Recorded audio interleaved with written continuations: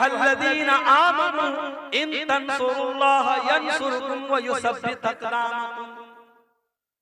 ऐ ईमान वालो, अगर तुम अल्लाह की मदद करोगे।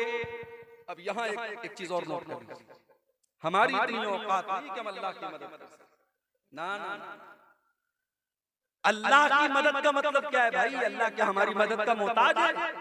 नहीं, मदद तो छोड़ दो। अगर कोई नमाजी, कोई ज़कात देने वाला, कोई रोजा रखने वाला, कोई हज करने वाला, कोई उम्रा करने वाला अगर ये समझता है कि उसकी इबादत से अल्लाह को कोई फायदा पहुंच रहा है, अल्लाह का कोई भला हो रहा है, या अल्लाह को कोई फैज़ पहुंचा रहा है, अपने दिमाग से ये कीड़ा निकाल। अल्लाह के नबी फरमाते हैं, अल्लाह ताला कहता है या इबादी, ऐ मेरे बंदो, लौ अन्ना अव्वलकुम व आखिरकुम व इंसकुम व जिन्नकुम कानू अला अत्का क़ल्बि रजुलिन वाहिदिन मिनकुम।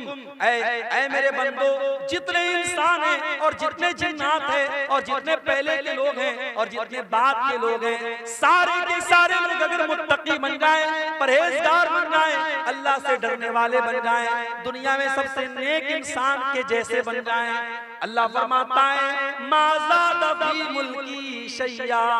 ऐ मेरे बंदो, तुम सबके सब मुत्तकी और परहेजगार बन जाओ, फिर भी मेरी सल्तनत में कोई इजाफा होने वाला नहीं है। और ऐ मेरे बंदो, कान खोल करके सुन लो, जितने आदम की औलाद हैं और जितने जिन्नात हैं और जितने पहले के लोग हैं और जितने बाद के लोग हैं, सबके सब मेरे नाफरमान हो जाएं, सबके सब अल्लाह की नाफरमानी करने लगे, गुनाह करने लगे, मान कसम मुल्की शैया, मेरी हुकूमत में, मेरी सल्तनत में, मेरी बादशाहत में कोई कमी आने वाली नहीं है।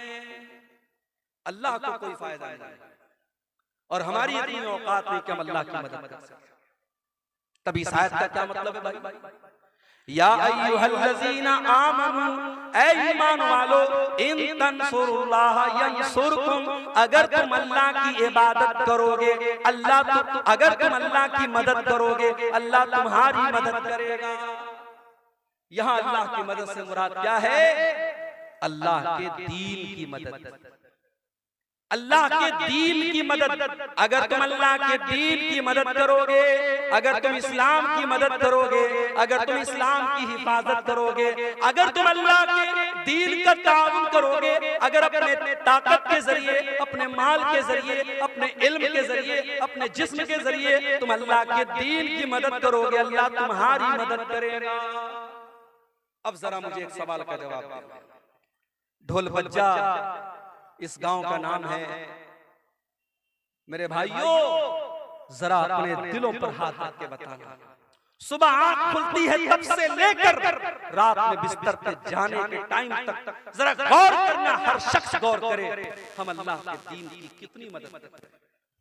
हमारी जात के जरिए अल्लाह के दीन को क्या मिला? अपने लिए तो बहुत कुछ हमने कर लिया, बच्चों के लिए बहुत कुछ कर लिया, बीवी के लिए बहुत कुछ कर लिया, घर वालों के लिए बहुत कुछ कर लिया। हमारे 24 घंटों में हमने अल्लाह के दीन के लिए क्या किया? कितने मिनट हमने खर्च किया, कितना पैसा हमने खर्च किया, कितनी एनर्जी हमने खर्च की।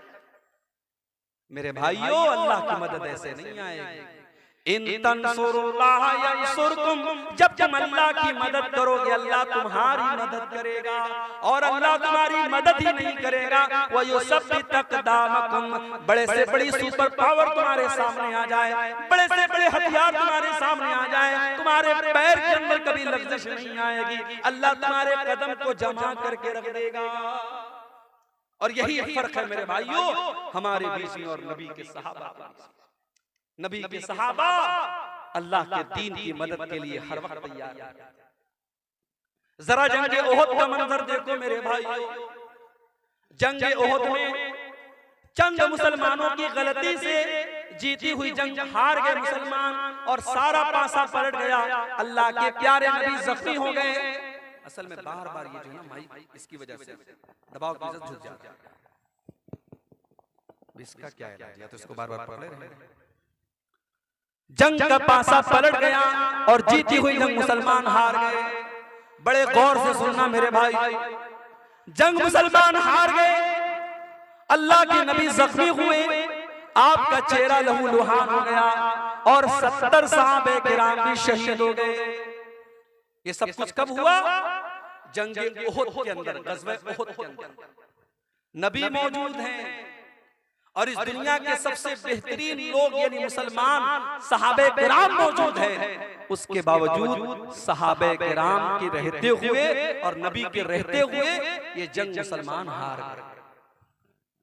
आज हमें और आपको क्या लगता है? अरे भाई ऐसा कैसे हो सकता है? जब हम अल्लाह के मानने वाले, अल्लाह के दीन पर चलने वाले, ऐसा कैसे पॉसिबल है? हमारी मस्जिदों के साथ कोई गलत कैसे कर सकता है? हमारी मस्जिदों पर कोई अन्याय कैसे हो सकता है? ये तो अल्लाह की इबादत का घर है। हमें ऐसा लगता है कि नहीं लगता? ये सवाल पैदा होता है। अब जरा सोचो मेरे भाई, हम तो बड़े गिरे पड़े मुसलमान हैं, हम लोग तो बड़े गुनहगार मुसलमान हैं, सर से पैर तक गुनाहों में लथपथ हैं। सोचो जब सहाबा के दौर में ये हालत हुई है, एक गलती, सिर्फ एक गलती की है सहाबा ने, चंद सहाबा ने, जिनको अल्लाह के नबी ने तैनात किया था पहाड़ी के ऊपर, यहाँ से हटना नहीं, 50 लोगों को तैनात किया था। और जब जंग मुसलमान जीत गए और माले गनीमत को हासिल करने लगे तो उन 50 में से 40 सहाबा वहां से हट गए और सिर्फ 10 लोग बचे। और खालिद बिन वलीद रज़ी अल्लाह ताला अन्हु जो भी मुसलमान नहीं हुए थे, उन्होंने पीछे से हमला करके जीती हुई जंग का पासा पलट दिया और मुसलमान जंग हार गए। एक गलती की वजह से मुसलमान ये जंग हार गए। उसके बाद जब मुसलमान मदीना आए, पता चला कि मुशरिकीन मक्का बहुत बड़ा लश्कर लेकर के दोबारा हमला करने वाले और मदीना को खत्म करना चाहते हैं और मदीना के सारे मुसलमानों को खत्म करना चाहते हैं। अल्लाह के नबी ने अपने सहाबा से कहा, ऐ मेरे सहाबा, हम दुश्मन का वेट नहीं करेंगे, हम दुश्मन का इंतजार नहीं करेंगे। ऐ मेरे सहाबा, हम दुश्मन का आगे बढ़ करके मुकाबला करेंगे।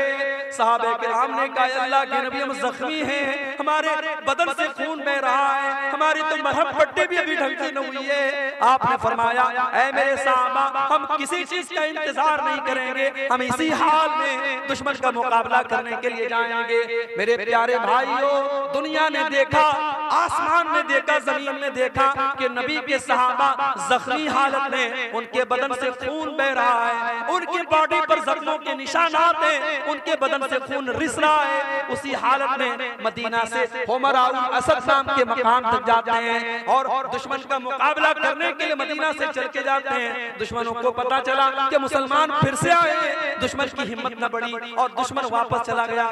कुरान करीम में अल्लाह इसका तज़किरा करते हुए फरमाता है, लिल्लज़ीना अहसनु मिन बादि मा असाबहुमुल करहु। ऐ मेरे नबी, आपके सहाबा तो इतने बड़े ईमान वाले हैं कि जख्मी होने के बावजूद और बदन से खून बहने के बावजूद अल्लाह का हुक्म आया तो वो लड़ने के लिए तैयार हो गए।